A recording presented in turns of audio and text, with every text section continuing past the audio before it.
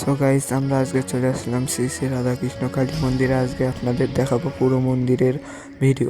মন্দিরের কোথায় কোনখানে কি কি রাখা আছে সব আপনারা এই ভিডিওতে দেখতে পারবেন খুব ভালোভাবে। মন্দিরটি নির্মাণ করতে 22 কোটি টাকা খরচ হবে। এখনো পর্যন্ত এই মন্দিরের ফুল কাজ সম্পূর্ণ হয়নি, আপনারা সেটাও দেখতে পারবেন। আপনারা এখন মন্দিরের চারদিকের ভিডিও দেখতে পারবেন।